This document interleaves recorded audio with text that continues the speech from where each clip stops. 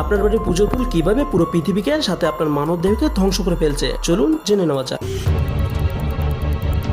Hello বন্ধুরা, পুরো ভারত জুড়ে প্রায় 6,50,000 মন্দির রয়েছে, আর সেখান থেকে প্রতি বছরে প্রায় 80 লক্ষ মেট্রিক টন ফুল যা পুজো শেষে নদীর জলে ফেলে দেওয়া হয়। উদাহরণস্বরূপ, আপনি যদি সেই ফুলগুলোকে এক একটি ট্রাকে ভরতে শুরু করেন, তাহলে সেই ট্রাকের সংখ্যা দাঁড়াবে প্রায় 4 লক্ষের চাইতেও বেশি। তাহলে আপনি ভেবে দেখুন, সেই 80 লক্ষ মেট্রিক টন ফুল যা প্রত্যেক বছর নদীতে ফেলে দেওয়া হয়, তাহলে সেই ক্ষতির পরিমাণের সংখ্যাটা কতটা ভয়ানক। চলুন একটু ভালো করে বোঝানো যাক। একটি সাধারণ মানুষের মাথায় চিন্তা এটাই আসে যে এটা যেহেতু পুজোর ফুল, তাই এটা জলাশয়ে না ফেলে ডাস্টবিনে ফেলা কখনোই উচিত নয়। আর এটা আমি আপনি নয়, বরং পৃথিবীর সকল মানুষ ভেবে থাকে। আর সমস্যা এখানে, একটা সাধারণ মানুষ এটাই ভেবে থাকে যে ফুল আমরা পুজোর জন্য ইউজ করে থাকি, আসলে সেটা হয়তো কোনো ফুলের বাগান যা প্রাকৃতিকভাবে উৎপাদন করা হয়ে থাকে। আসলে বন্ধু, এমনটা কখনোই নয়। বর্তমান যুগে ডার্ক রিয়ালিটি এটাই যে ফুল আপনি এত সঠিকভাবে খুব সহজলভ্য মূল্যে পেয়ে থাকেন, আসলে সেই ফুলকে সঠিকভাবে রাখার জন্য এবং অধিক মাত্রায় অনেক তাড়াতাড়ি ফোটানোর জন্য যেসব কেমিক্যাল ব্যবহার করা হয়ে থাকে যা আপনার ধারণার বাইরে, যেমন আর্সেনিক, ল্যাড এবং ক্যাডমিয়ামের মতো ক্ষতিকারক পদার্থ। হ্যাঁ, সেই ক্যাডমিয়াম যা আপনার মানব দেহের কিডনি এবং হার্টের জন্য মারাত্মক ক্ষতিকর। তাই সেই 80 লক্ষ মেট্রিক টন বিপুল পরিমাণে ফুল যখন নদীতে ফেলে দেওয়া হয়, একবার ভেবে দেখুন কিভাবে আমরা কয়েক হাজার মেট্রিক টন এগ্রিকালচার কেমিক্যাল যা জলের সঙ্গে প্রতিনিয়ত ফেলে আসছি,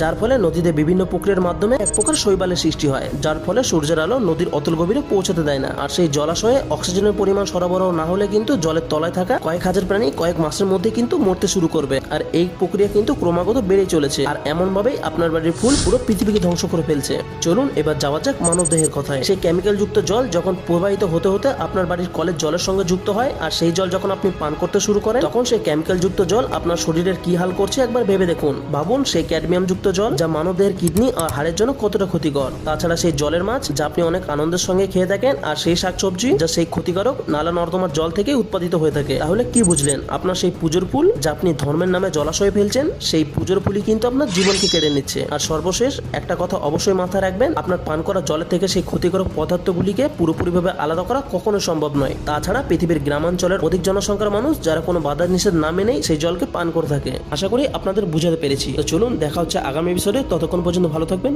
ধন্যবাদ।